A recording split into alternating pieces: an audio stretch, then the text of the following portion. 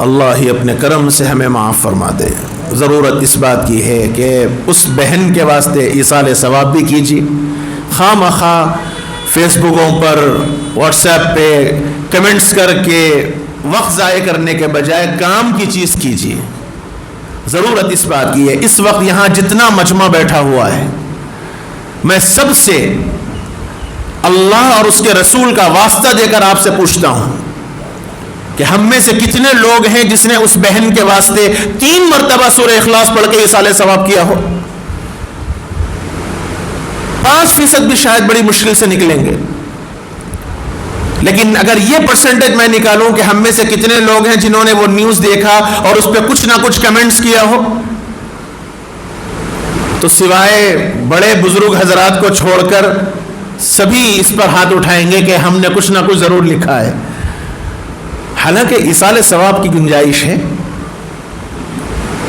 اس لیے ضرورت اس بات۔ حادث دل چیرا ہوا ہے، دل ٹوٹا ہوا ہے اس بہن کے حادثے کو دیکھ کر، اور ایک جذباتی انسان اس منظر اور کیفیت کو دیکھ کر برداشت نہیں کر سکتا۔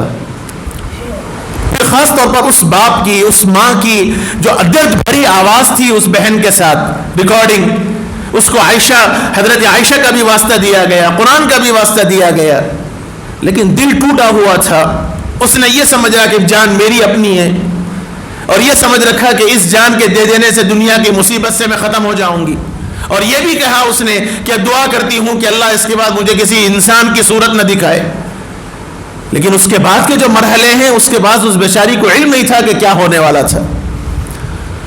خیر، ایصال ثواب کیا جا سکتا ہے، اس کے واسطے دعائیں کی جا سکتی ہیں۔ ایک مسلمان ہونے کے سہارے یہ تو کیا جا سکتا ہے جو کام کر کے ہم فائدہ پہنچا سکتے ہیں، ہمیں وہ کرنے کی ضرورت ہے، سوائے خواہ مخواہ کے لفاظی چھاٹنے کے، تبصرے کرنے کے، یہ چیزیں کرنے کی ضرورت نہیں ہے۔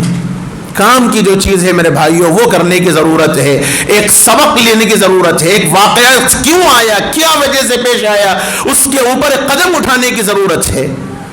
اور یہ قدم اگر اٹھتا ہے اور یہ چیزیں سامنے آتی ہیں تو یہ کارآمد چیز ہے، یہ کامیاب چیز ہے۔ عقل مند وہی انسان ہے جو سبق لے کسی چیز سے، ٹھوکر کھا کر، گر کر، اٹھ کر چلنا سیکھے، یہ اصل کمال ہے۔